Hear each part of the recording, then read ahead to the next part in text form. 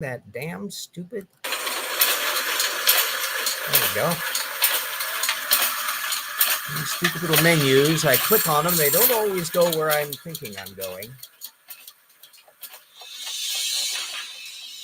Pardonnez-moi for me being a technological Luddite. Remember, tortuganwordpress.com. There's plenty of stuff there, freebie downloads that contained an awful lot of neat stuff. I did a lot of work on those. Okay, we are on the road here, and we will find out whether or not anybody shows up in the chat things. It's hot as Hades here, but then again, it seems to be hot as Hades just about everywhere. We're supposed to be sliding into 100 degrees during the week. I had to mow the lawn in little spurts so that to avoid overheating. Nice, at least I got an electric one, plug the battery in and boop, and I can go. And then, of course, getting the water going, which we have to do in various sparse things so as not to overtax our water supply here in the city. La-di-da. It's supposed to be in the 90s over in Portland and Seattle, which is going to be icky for them. Anyway, such is life. At least we don't have high humidity here, and I don't have a bloody hurricane coming down on me, which would be the case if we were in like Houston. So there we go. So as you know, we are plowing down through Titans of the Earth, Sea, and Air by our little creationists, Jonathan Sarfati and Joel Tay. And we're coming through the sauropods. And then, of course, part 2 of the show relates to Casey Luskin, our bi-weekly thing where we're tiptoeing through those 800 sources that Luskin and company are utterly insistent is a support for the idea that junk DNA is largely functional. So far, as you may have noticed, we only found one paper that was kind of iffy in that direction. And as we'll see in a bit, the current ones that I've looked into next ain't helping the case. Anyway, today it's going to be a fun little show and tell time because the next 2 taxa that show up on Sarfati and Tay's list are Brachiosaurus and Camarasaurus, and not a single source in their reference field on it, which immediately piqued my curiosity. Obviously, there's no creationist baraminology really to go in on this stuff, so they're basically winging it. And there apparently isn't anything in the Creation Ministries International lexicon that they felt appropriate to drag in, which they've been doing in other contexts. We're still running at about 42% of the book is just creationist reposts, almost exclusively from CMI. Anyhow, Brachiosaurus and Camarasaurus. Brachiosaurus, I wouldn't be at all surprised if you've remembered this, and this is so bloody big that I'm going to have to step back a ways to look at it. This is one of the most humongous dinosaurs. It shows up in Jurassic Park, if you remember that. Notice the high angle of the neck. That's unclear as to whether that's really all that feasible. I think a lot of the newer versions have it coming out more like that. But nevertheless, it's a very, very, very, very, very, very big critter. Camarasaurus is probably less well known, and I wasn't terribly well known on it, although it has a little foible. And Sarfati and Tay even mentioned it, and that is that the skull of Camarasaurus was the one that was used to plop onto an Apatosaurus to make Brontosaurus. Ta-da! Which means it's presumably a smaller critter. And amazingly enough, I was able to get a model of this little puppy. So this is a Camarasaurus. Let's go back again. But to give you an idea about the comparative size, boy, there we go. These are Camarasaurus is a relatively lightweight critter that's probably in mass a little bit lighter weight than an Apatosaurus would be, but with a relatively short neck and a fairly short tail. So somewhat different proportion. You can see that high nostril up in here. And that the skull structure, anybody that's a kid will know the clunky look of a Brontosaurus, and that's due to this. Camarasaurus is actually not an uncommon one in the fossil record, but not usually with full skeletons. And there's not a lot of places that illustrate them. The only time I ever had a chance to see a Camarasaurus mounted as a full critter because they happen to have a fairly complete skeleton of one. It was up at the Royal Tyrrell Museum up in Canada. And now that of course, I have my cute little scale model, we can run amok. Now, the nothing burger that we're getting from Sarfati and Tay, of course, immediately piqued my impressions. And so I started to look into the matter because I knew the Camarasaurids were regarded as possibly fairly closely related to Brachiosaurus. It's that funky little head with the relatively big crest and the nostrils really up high and all that, as opposed to that more like horse-like and about the size of a horse head, actually, that you find on an Apatosaurus, despite the giant bulk of the critter behind it. So the diplodocid format's rather different. So how are the creationists dealing with it? Well, Brachiosaurids are listed in their book as the Brachiosaurid kind or maybe the Titanosaurid kind. So they're kind of iffy about that, which is now bringing up the issue of why they're having the ambivalence on it. And is it because they're simply drawing on regular evolutionary systematics? Yeah, kind of, sort of.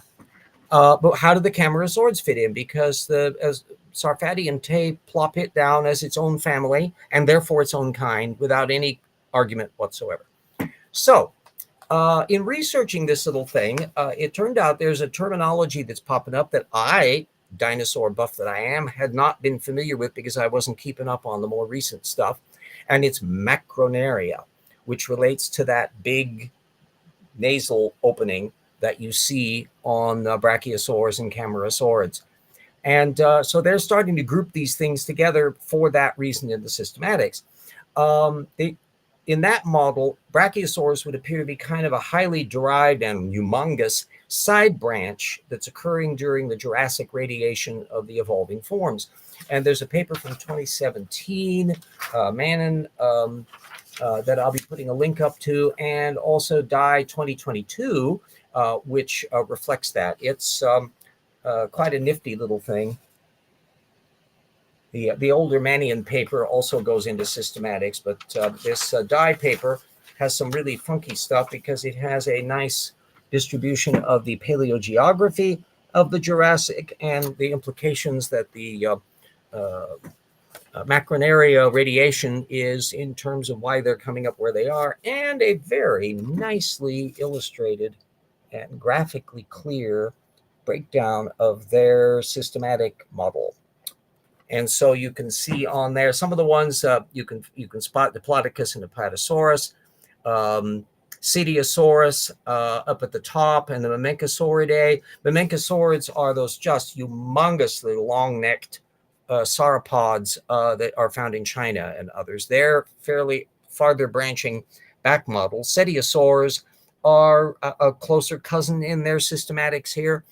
They're quite small, smaller than that Camarasaurus, and all part of that bit that is illustrating the expansion of these sauropods in the after the Triassic mass extinction and spreading out during the Jurassic. There's presumably tons of paleoecological issues about browsing heights and comparative plant distributions and all that would connect up to that as well, of which you have some data on that available.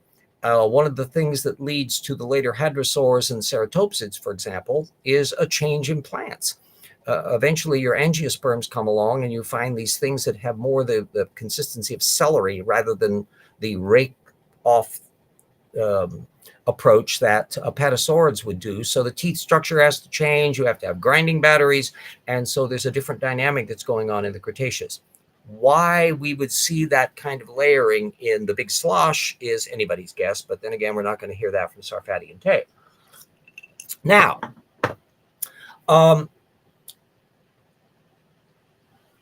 what you want to think about then is that whole distribution issue in relation to where the Brachiosaurids are fitting in relation to the Camarasaurids and Titanosaurids, which show up Titanosauriformes as derived models farther on down the road than the Brachiosaurs in this systematics.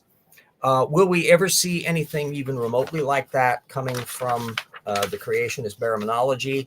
Probably not, but this is another little item that I will be wanting to include in the discussion of why the taxa are the way they are in the kind list aboard the Ark Encounter in Volume 2 of the Rocks Were There. Now, we can now move on to the exciting world of Casey Luskin and his stupid bit. This one, again, has turned out to have quite a lot of papers floating around, and I may have to scrunch it down to keep the thing below the character limit on the video description, but rest assured all the technical papers will be in there, so anybody they can follow up on it that they want.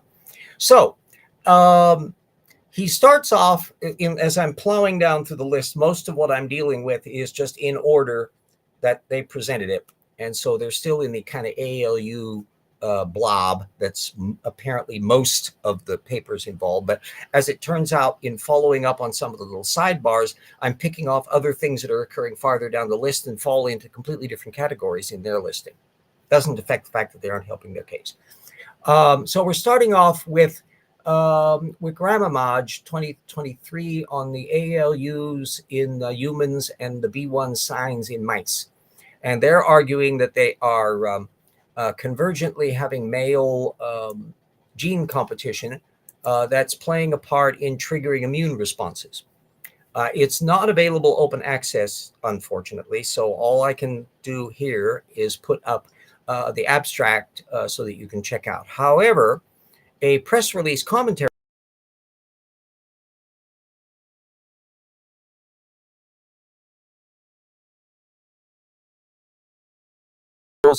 are, quote, connection.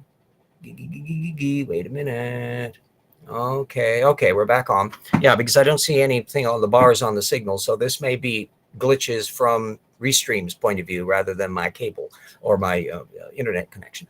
Anyway, they are contending in this commentary that Wickramagi's work are, quote, tricks the placenta into thinking it's infected and induces a constant state of antiviral defense, unquote, which is cute, but skirts more towards a theodicy problem of kind of scorched earth, weird defense. And of course, nothing about the paper is suggesting that most of the ALUs are active, which is the point of Luskin and company presenting them in the first place. The next paper is Middle Round 2023, and it's in the same boat. Fortunately, you can read the whole bloody thing because it is indeed open access. It's stating that, quote, ALU, like retro elements, may represent sentinels of transcriptional cross-regulation in stromal tissues, unquote, with a possible, quote, link between ALU-like sequences and tissue pathology, unquote. This is more theodicy issues. It's one of the reasons why so many of these papers are open access and accessible, because they're in that medical field of trying to work out why things are glitching up in the human biology and how to deal with them effectively. And so they're constantly tripping over these little time bombs of ALUs and the like that are involved in potential problems in biology. This is not helping the case any. Then there's an older paper that most all of the material that's in the Luskin list is quite recent. It's 2020s, so we'll give them that. But once in a while, some older material is popping up, which I'm wondering why they're taking their time to come to that. Polak 2006 is finding ALUs upstream in about 14,000 genes. But that's out of over 1 million ALUs. So that's like 1.4%, which is well within the ballpark of what Dan Stern-Cardinale was bringing up in his discussion of this. And they, quote, propose that evolution used transposable elements to insert TF binding motifs into promoter regions. Hi, Purple, unquote. In other words, thus exploiting their handy capacity for insertion. So that's the biological elements of how the biology has to deal with the thing. And so it's adapted to the capacity of ALUs to insert itself into spots, and effectively they can act as like hitchhikers that they can plug into and connect up with a thing that they find not that easy to get rid of anyway. Then the next older paper that popped up is G from 2009 on the methylation issues relating to ALUs. That's the post-translational modification of their chemistry, which basically tells the cell, don't bother with this. If it's methylated, don't pay any attention to it. And they find about 31,000 of those, which again is reflecting a 4 megabyte of the human cerebellum epigenome, which is a lot of little components, but not necessarily most of them.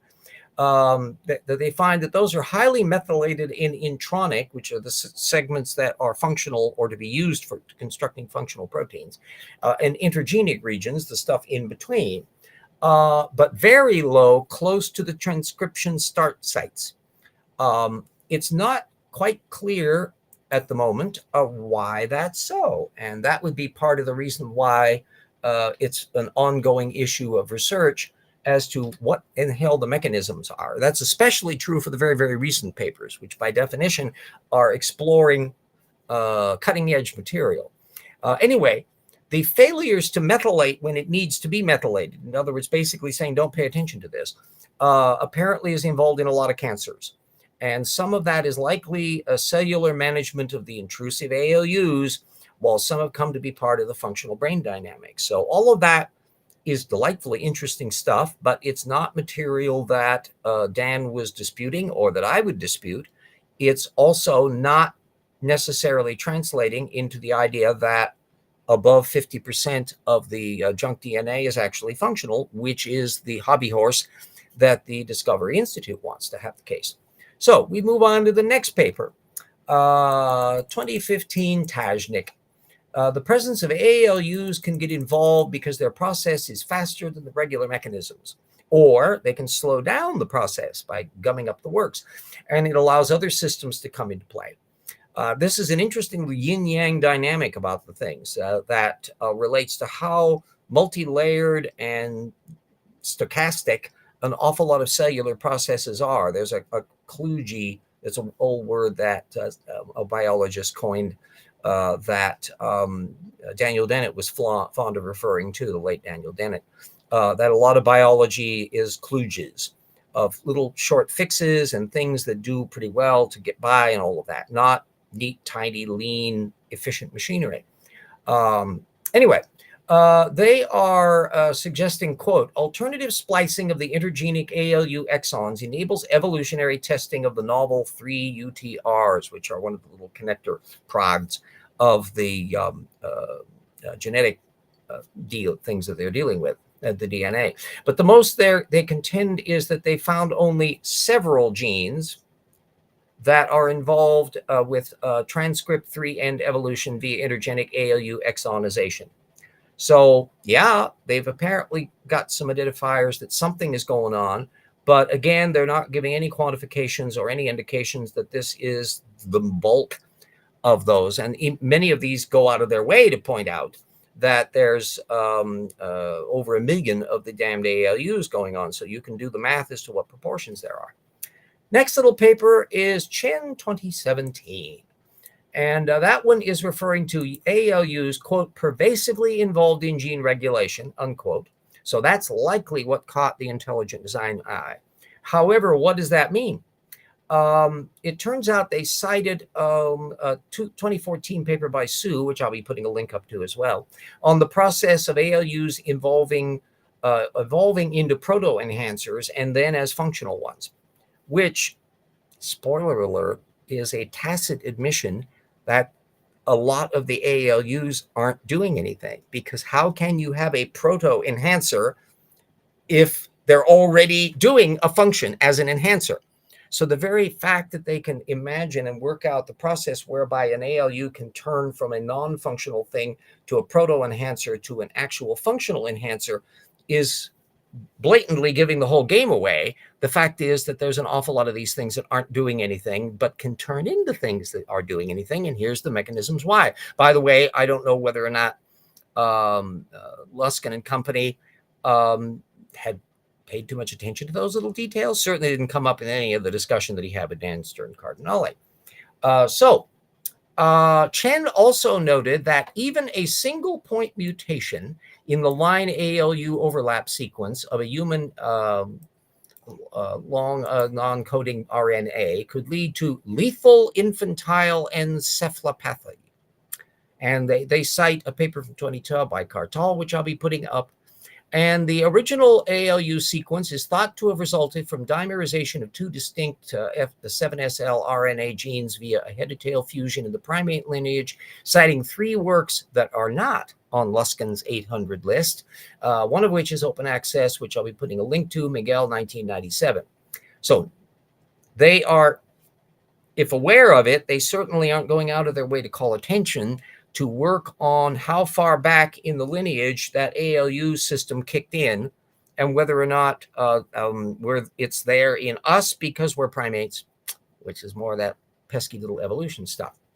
And that, of course, made me wonder why the other paper that relevant to this, Fasetsky 2013, that was cited in that Chen paper, why didn't that land up on the list? Was it because it would be a reminder of how many of the ALUs there are and how many retrotransposons and how many, all of this stuff beyond just ALUs there are? Because that's what they were addressing in their papers. They're avoiding mentioning that for that reason. Possibility, very much possibility. So we're still clicking along to where we're now over 20 papers into the 800 list, which means we got a hell of a long way to go. But that they have not yet hit any smoking guns, and only one of that, small percentage, only about 5%, is even semi-helpful to their cause. If people can lay odds as we continue on through this paper by paper by paper, do you think those percentages are going to get any better? We'll see. I will not be shocked if we never get an example that indicates that. Otherwise, frankly, Dan Stern-Cardinale or Zach Hancock or some of these other people would have been paying attention to this and simply say, well, yeah, there's that paper. That's it. That does indeed settle it. But the fact that that's not popping up and it's not being regarded as such in the regular literature, and we know that there's been a certain backpedaling even of the ENCODE project, which, of course, the Discovery Institute gang doesn't want to admit happened, that's going to be funky. Anyway, besides the heat that's been going on here, I've been busy as beavers sticking material in for the tetrapod origin chapter. Most guns quit smoking when the truth about the tobacco industry cover-up became public. Yeah, that's a serious factor, because when you realize it's a counterpart of how at least some minds become disillusioned when they realize they've been lied to. Or when severe cognitive dissonance comes along. As a weird example, in 1956, there were a big bunch of communists that left the Communist Party. And you would think maybe that was because of the Hungarian uprising was put down so violently. Nah, that actually wasn't the main reason. It was when Khrushchev gets up in front of the Politburo, gives a speech that says Stalin had lied to us on stuff and was wrong. And that instant cognitive dissonance causes an awful lot of the active communists to go and yagada, yagada, yagada, and leave the party. So that gives you some dynamics of what can go on in a highly ideological frame. We're dealing, however, in the current case with like Trumpistas, we're dealing with flat earth and full out creationist level self-delusion, to where, as I know from the history of it, yeah, shatters their worldview indeed. But some people have a very resilient worldview. And the thing that strikes me so consistently about the big history of creationism, which can act as a surrogate for a lot of these things and a direct insight into what goes on in a lot of Trumpistas' minds, because, hello, Crow, the back hips don't lie. Okay. Didn't that speech cause the Sino-Soviets slip? Yeah, I'm not sure about the degree to which that affected the Chinese Communist Party. There was always a level, as if I remember from my history right, that Mao and company were never all that happy about how subordinate they felt to the Stalinist mode. And this continued as a rivalry all the way into the Vietnam War, because you had the Soviet Union supporting the Vietnamese, and the Chinese were supporting the Cambodians. And so you had this back and forth going on in there. And I'm sure that it's playing out in the same way now, to where shoe is on the other foot, of where Xi is the top dog in the Chinese environment, and Putin is the supplicant, getting little dribbles of weaponry from the Koreans and all that to continue to fight his meat grinder war there in Ukraine. It's a mess. Everyone do the bad carpenter and hit a thumb. Yeah.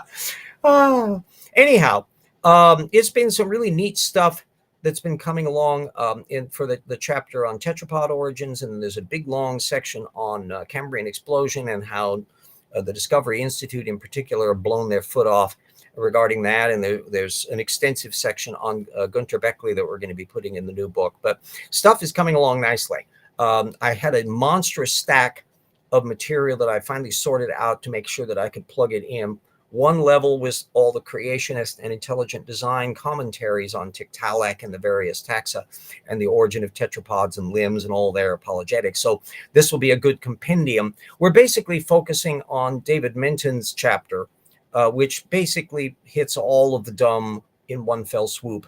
But we always want to catalog the other people who have weighed in on this matter so that you can have a sense about the range of things. And it's sometimes surprisingly small number of people that will weigh in on the issue, and other times some people just bang the drum constantly, to where in the Discovery Institute, Casey Luskin hit the thing repeatedly up until the recent period when Beckley has decided to pick up the cudgel instead. But once I have gotten all of that stuff out of the way, and I finally put all of that material in, then the next pile is a mass of the technical literature, that some of which I had already put in, some of which Jackson had already cited, and then other things that are more niche material. The hardest thing to deal with when you're doing stuff are papers that don't have a title that seems relevant to what you're talking about. But when you read the abstract or the paper, you find out, oh my God, this has got tons of stuff that relates directly to the point at issue. And therefore, it can easily slip past the radar. And so that's one of the reasons why I try to keep hard copy analyses and annotated notes and that I could then cluster into topic zones that will then go into the chapter effectively. So I'll be whittling through that. But I just discovered, oh, yes, rocks don't lie. Looking forward to get through it. Yes. Oh, you're talking about the rocks were there, or the rocks. If the rocks don't lie, wouldn't be our book. Naturally, we want everyone to buy our books as well. A brand new paper popped up and shows you the issues that can go up. I had a thing that Elizabeth Panizzi had done back in 2021 in a commentary in Science Magazine. And I didn't even yet have it in my main reference bibliography. I just had a little brief printout, not a full text. And so now, 3 years later, I was able to gain a copy of the full text to find out exactly what she was referring to. Turns out she was commenting on 3 papers that had just appeared in Cell magazine that were extremely relevant. And it's not material that Jackson had cited as material, and it wasn't stuff that I had in my thing. So this was a really delicious little piece of meringue. And in fact, I'm ending a section on that whole limb formation issue with this clincher stuff. One of the papers is about zebrafish, and they discovered that a mutant revealed that there were some little enhancers that were involved with the HOX11 gene that is related to limb development. And these 2 enhancers weren't previously known. And they turned out when they were tinkering with them, they could, the zebrafish fins would form bone and muscles and blood vessels attached in a tetrapod-like format, not multiple bone limbs, fingers, but just a single little thing on this initial thing. So that's giving us yet more clues. The genetic angle is just absolutely fascinating. There's been so much work done on this subject, and it's virtually ignored in the anti-evolution literature on both the intelligent design side and the young earth creationist side, that they kind of tiptoe past the fact that HOX genes are involved in limb development, but they don't really delve much. Or if they do bump into the technical papers on that, and we're calling attention to it, they're just flipping it off. They're just denying that they have any importance and going harumph harumph. No, that doesn't really mean that. and then moving on. So we like to have the thing where anybody that's reading the book will be able to see those things and then follow up and look at the material that they want to deal with on that front. So it's going to be a juicy little chapter. It's a matter that in writing books with Jackson, I'm always discovering really new things, neat stuff, and I think both of us are coming out of this process knowing more than we came in with, as opposed to the anti-evolutionist literature where you kind of learn less if you are too much addicted to anti-evolution literature, because they don't really explain a hell of a lot. There's a thing, I don't think it'll be showing up on the show until like October or so, because I bump it to the back end of the queue.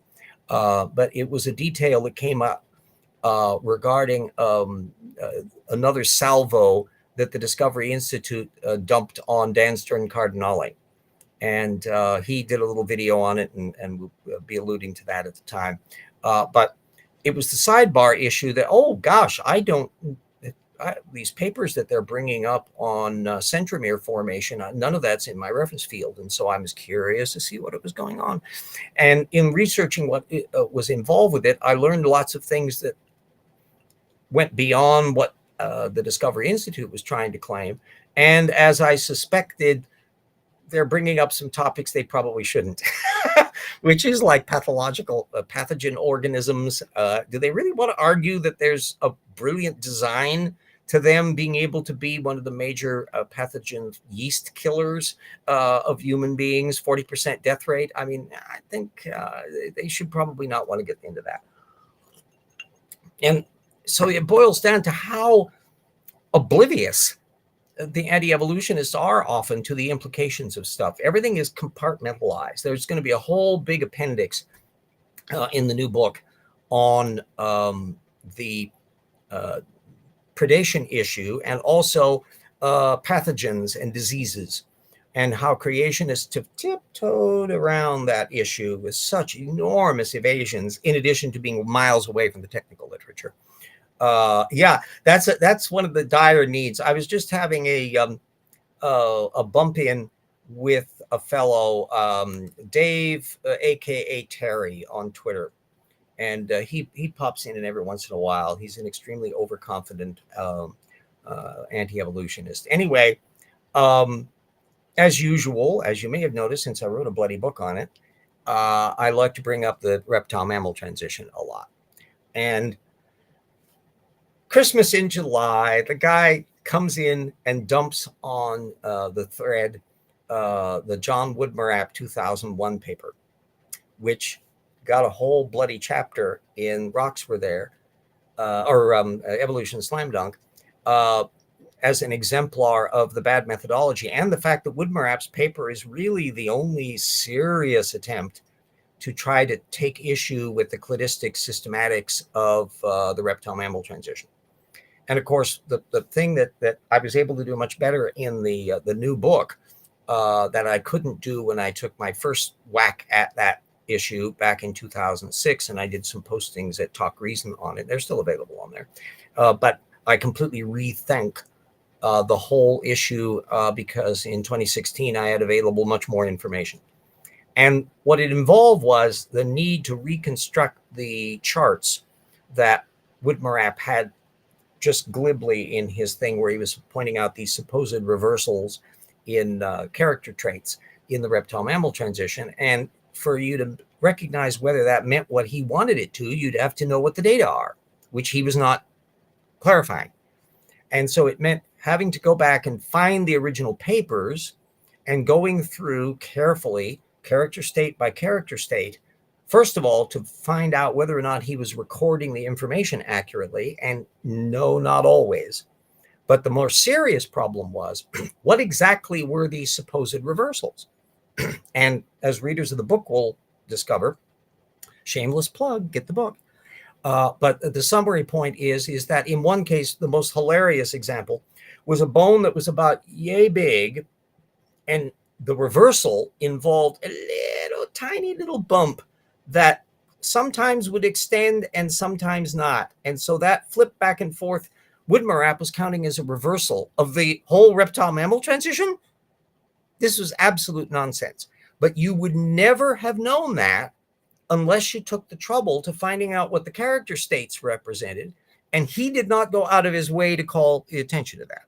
So having done that, then I could ask this twerp, David, aka Terry, that did you attempt to verify that anything in the Woodmap charts was accurate, and whether they meant what he wanted them to think? Well, to do that, you'd have to look up the original papers, and that would involve laboriously reconstructing stuff. And of course, he hadn't done that. All he'd done was latch on to Woodmap because that's what's going to come up in the Google search, and lob it at, and it looks all officially sciencey, and it's got footnotes, and oh gosh, it must be serious.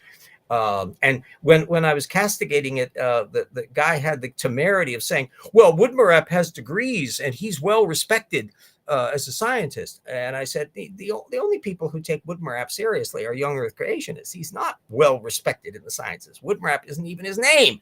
It's Jan Pexis. It's a pseudonym, and he has a very checkered history as being a truculent prick, as was shown. I think we alluded to it either in Rocks Were There or Evolution Slam Dunk, the thing that he assailed Glenn Morton on because Morton was drifting away from the young Earth creationist thing and calling to account on these factual matters. So no, Woodmap is not a highly respected scientist. And I'm not entirely sure even he's probably about my age. And so his output is starting to kind of thin down. So he's been active at least since the 1980s.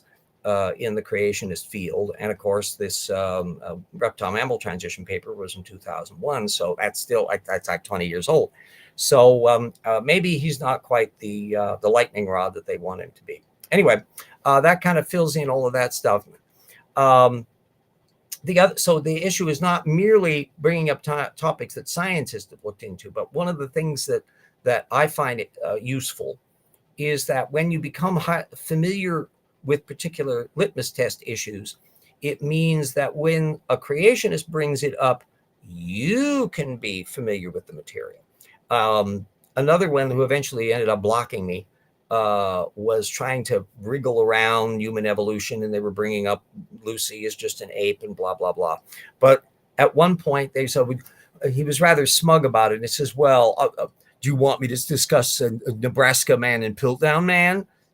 And that instantly flagged him as a likely young Earth creationist. And as it turned out, yeah, he was, because that connection of Piltdown man and Nebraska man is almost unique to the young Earth creationist apologetics. You find very few mentions of it in the intelligent design literature, whereas you do get some discussion of Piltdown man. But that reflexive linkage with Nebraska man is a thing that popped up in the creationist literature back in the Dwayne Gish era, and it's just stuck like dandelions on the summer lawn. They just can't seem to get rid of it. And particularly because the people most likely to bring it up are probably ones that are drawing on that lower echelon, older apologetics, where it just gets retread over and over and over and over and over again. So to become more and more familiar with areas of interest and litmus test issues that can be used as a diagnostic is really handy, because that means that you can be not thrown off if somebody starts bringing up a topic, because you're sitting back there and going, oh, golly, gosh, I already know about this topic. So let me tactically figure out what anvil I want to drop and when. That's the general procedure. And remember, as ammunition, the level of material that is available, pretty much freebie online, especially regarding the technical literature, means that you can dive into topics at great depth and with lots of follow-up at relative speed if you have the skill set down, and get used to all of that stuff. Follow the sources, pay attention to footnotes, look at the primary, as Dan Stern Cardinale is often mentioning, go to the discussion section of the paper. Yeah, you read the abstract, but also pay attention to the discussion section as they go into stuff. And if they're making any major points, especially if they're saying, well, the former view was this, but now we think this, or we're all agreed on this, you can look at the references that are being offered for those and follow up on those. So you can do just exactly the source mining element to get a broader field of stuff. Now, in the case of this Luskin portfolio, as I'm doing additional research, I'm constantly cross-checking against their master list. That's how I find out that some of the things that pop up turn out to be on the Luskin list, and therefore I clock them into the mix. And then other things don't end up on the Luskin list, and you then have to wonder, why is that the case? All of that makes a much richer understanding of the thing, and you can be operating at that source level that is frankly way below the usual operation of just authority quotes. That's another factor that you should obviously be concerned about if an ideologue is just waving a bunch of authority quotes rather than data and not exploring what the authority quote was discussing, which would be the data. Why do you need the authority quote? Why not just go to the data and find out what their actual conclusions are?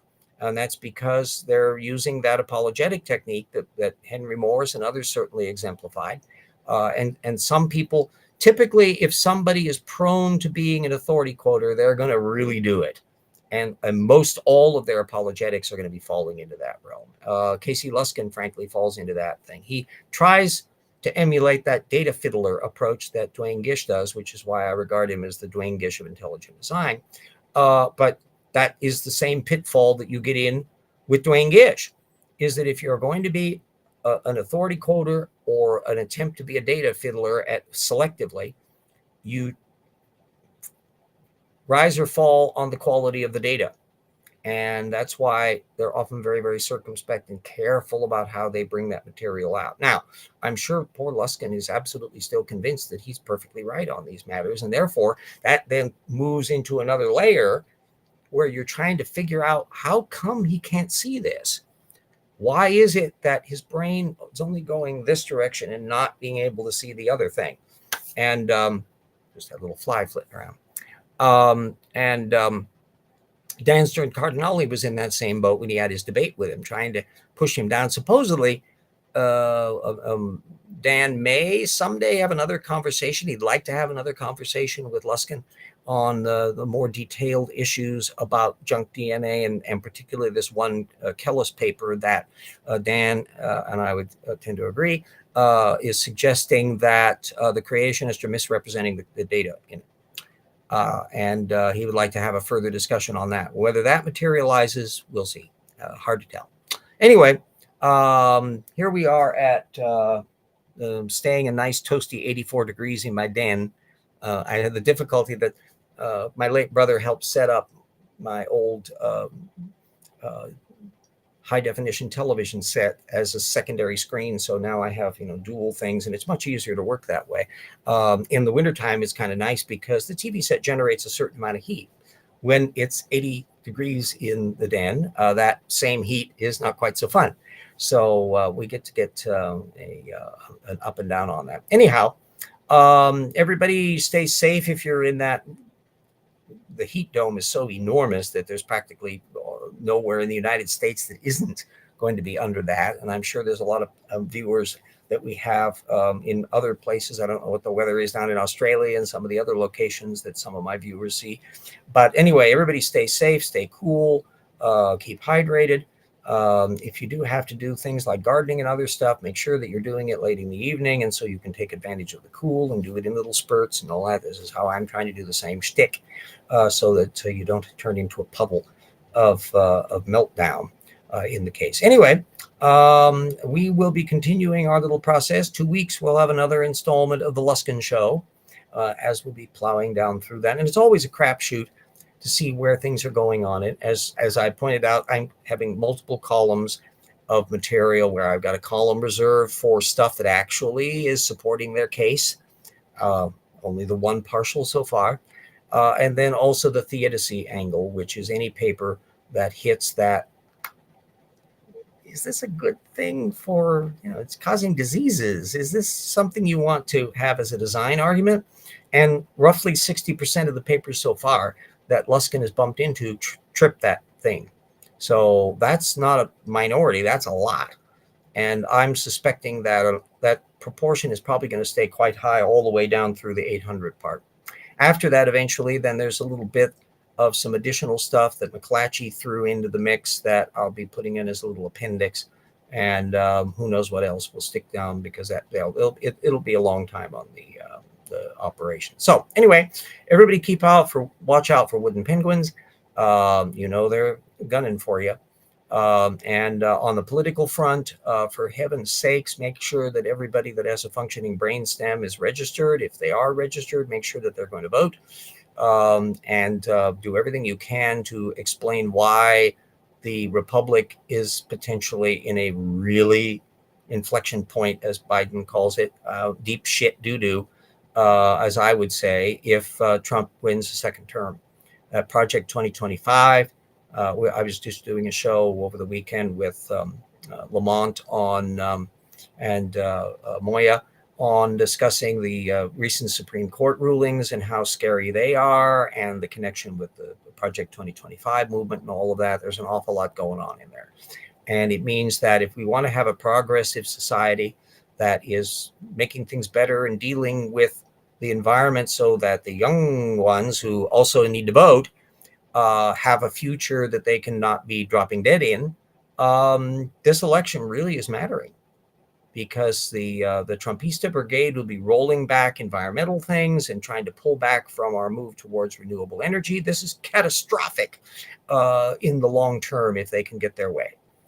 Quite independent of their screwball tax policies and the anti-immigration and their anti-abortion obsessions and in vitro fertilization and the hypocrisy issues and all of the venal Christian nationalist stuff. I mean, it's just you'd think, how could there be any debate on this front, given how many of the boxes of yig are being ticked off in this area? So anyway, make sure that people realize that voting, not just at the federal level, but at the state and local level, and for every kind of a thing, an awful lot of candidates will try to be stealth.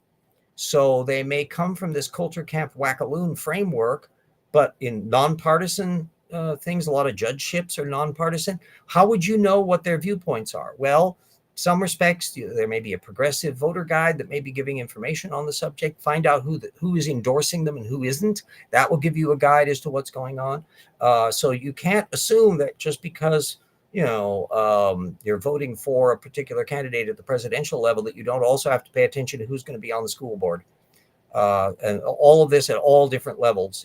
We've reached the stage where the extremism in the Republican Party means that you cannot let any of these things escape the radar. So I have to pay much more attention to everything up and down the ballot to make sure that my vote, at least, is not going for Tortugan nutballs.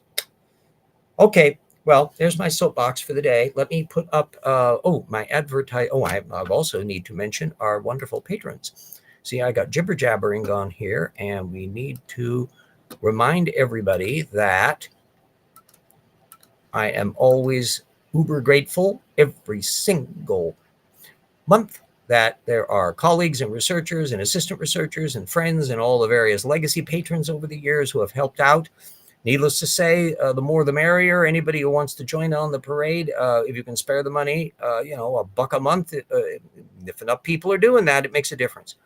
And remember, I'm a Social Security retiree who gets some book royalties and the Patreon, and that's my entire income. So I certainly am not out there with gold-plated tennis shoes or stupid jiggery pokery Bibles the way certain people do on screen. Nope, we don't do that. Now, let us then put up our noisy advertisement for The Rocks Were There, and we can close out the show.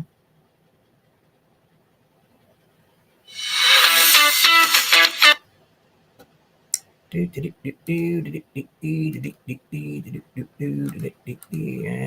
put our little screen up, and away we go.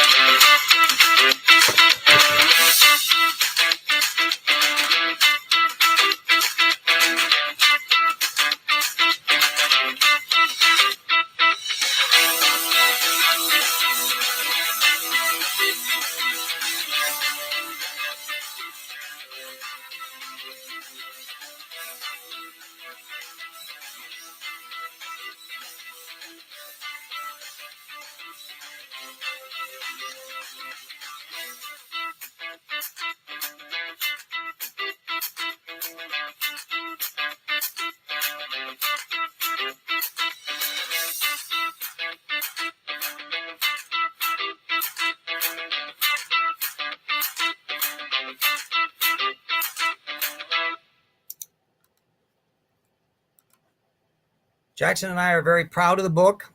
We'll be proud even more for volume 2. Dan Stern Cardinale mentioned that he finally got the hard copy of the thing, and that he draws upon it, as many do, as a very handy one-stop resource to find out about tons of topics.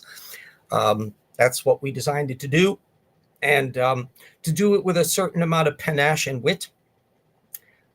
Just when you think that no creationist can exceed the low level of stupid that you've seen heretofore, somebody comes along and shows, no, they can be even more stupid. And there will be examples of that galore in volume 2 of Rock. So anyway, we're coming close to an hour, and that's close enough to a full out evolution hour. Everybody stay safe and cool and healthy, and we'll see you all next week with another show. Okie dokie.